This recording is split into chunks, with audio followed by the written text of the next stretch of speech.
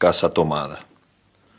Nos gustaba la casa porque, aparte de espaciosa y antigua, hoy que las casas antiguas sucumben a la más ventajosa liquidación de sus materiales, guardaba los recuerdos de nuestros bisabuelos, el abuelo paterno, nuestros padres y toda la infancia.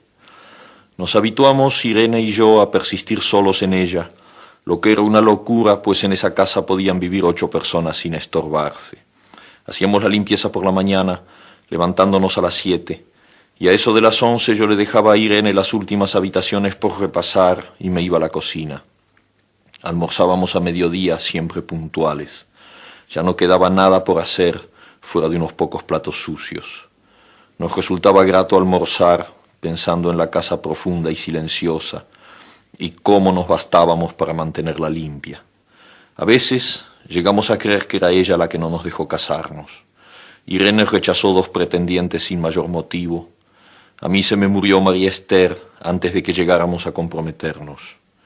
Entramos en los 40 años con la inexpresada idea de que el nuestro, simple y silencioso matrimonio de hermanos, era necesaria clausura de la genealogía asentada por los bisabuelos en nuestra casa.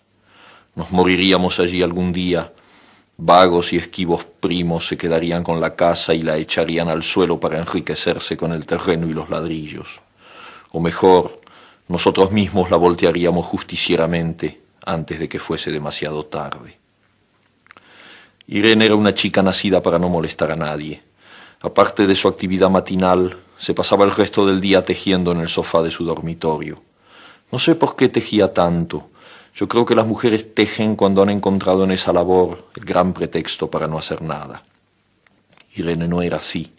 Tejía cosas siempre necesarias, tricotas para el invierno, medias para mí, mañanitas y chalecos para ella. A veces tejía un chaleco y después lo destejía en un momento porque algo no le agradaba. Era gracioso ver en la canastilla el montón de lana encrespada resistiéndose a perder su forma de algunas horas. Los sábados iba yo al centro a comprarle lana. Irene tenía fe en mi gusto, se complacía con los colores y nunca tuve que devolver madejas. Yo aprovechaba esas salidas para dar una vuelta por las librerías y preguntar vanamente si había novedades en literatura francesa. Desde 1939 no llegaba nada valioso a la Argentina. Pero es de la casa que me interesa hablar, de la casa y de Irene, porque yo no tengo importancia. Me pregunto qué hubiera hecho Irene sin el tejido. Uno puede releer un libro, pero cuando un pullover está terminado, no se puede repetirlo sin escándalo.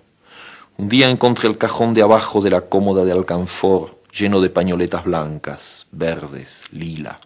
Estaban con naftalina, apiladas como en una mercería. No tuve valor de preguntarle a Irene qué pensaba hacer con ellas. No necesitábamos ganarnos la vida. Todos los meses llegaba la plata de los campos y el dinero aumentaba. Pero a Irene solamente le entretenía el tejido.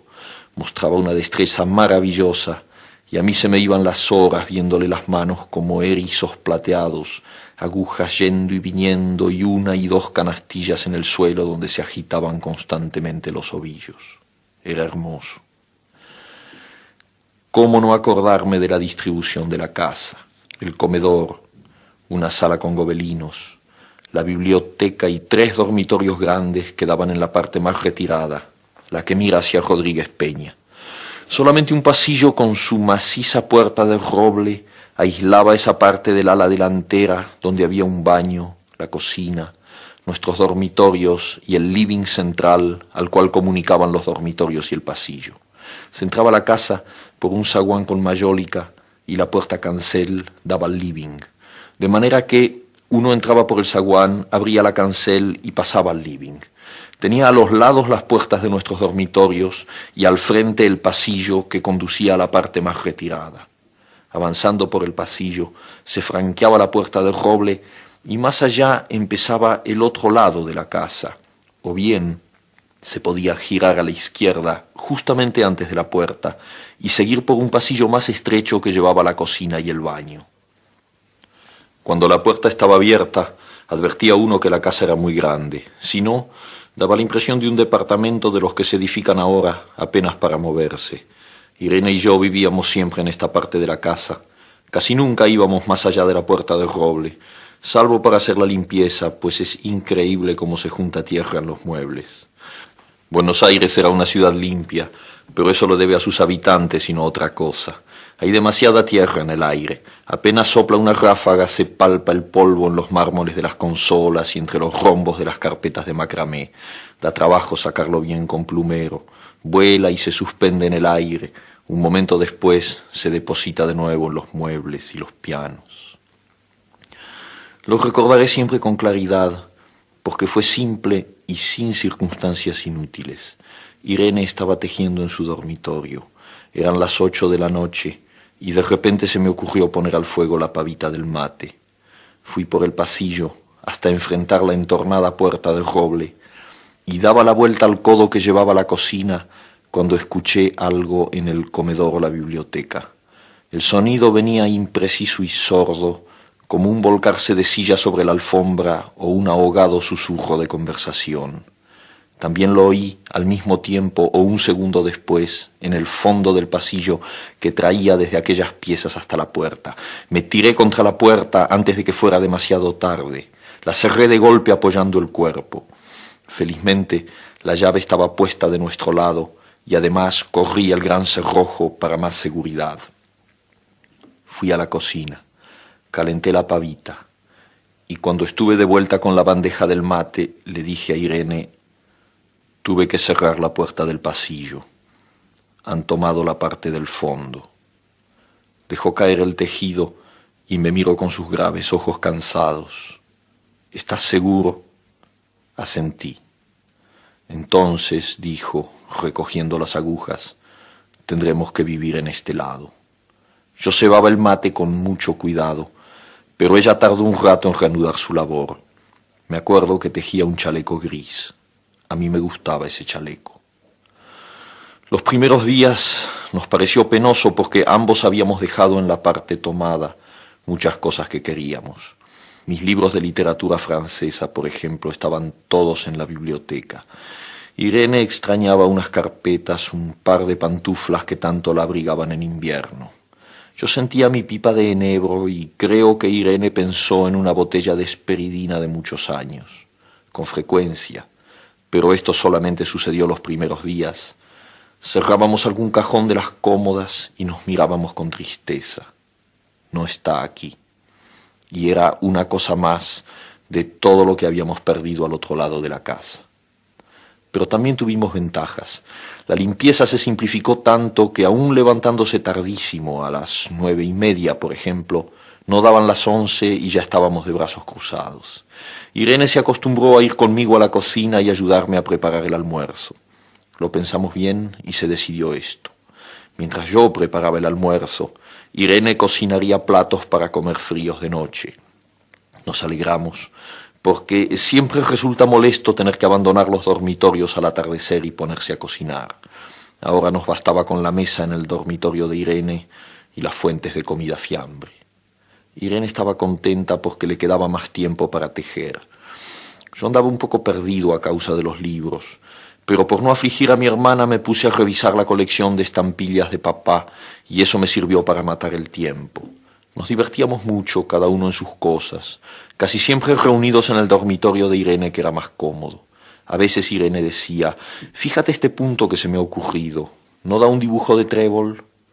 Un rato después era yo el que le ponía ante los ojos un cuadradito de papel para que viese el mérito de algún sello de Eupenie Malmedy.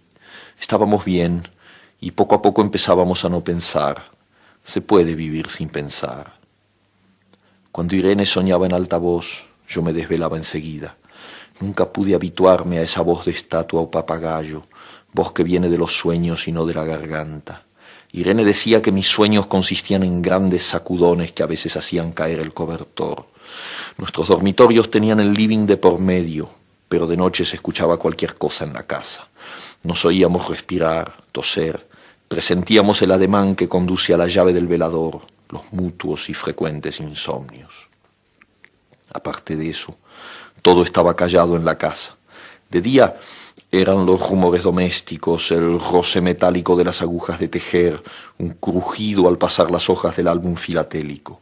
La puerta de roble, creo haberlo dicho, era maciza.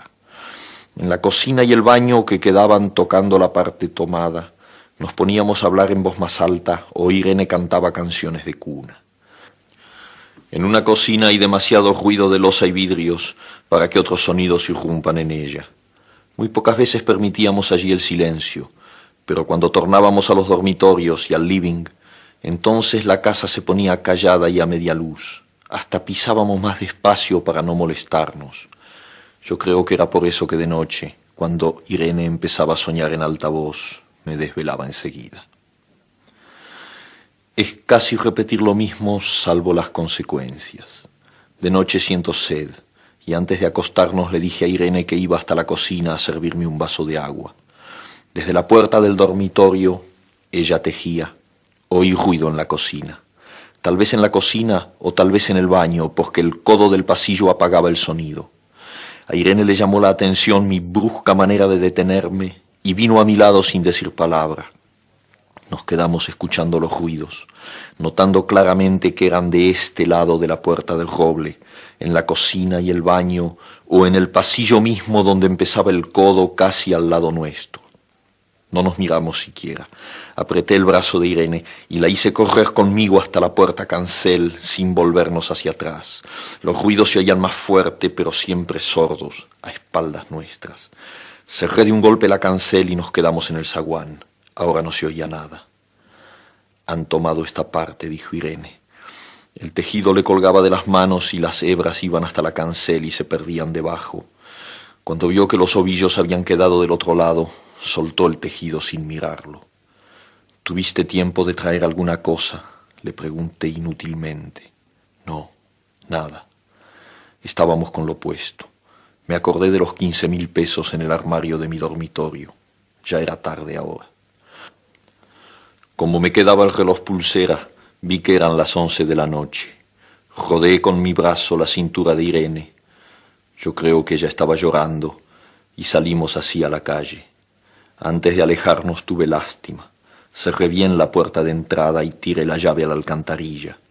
No fuese que a algún pobre diablo se le ocurriera robar y se metiera en la casa, a esa hora y con la casa tomada.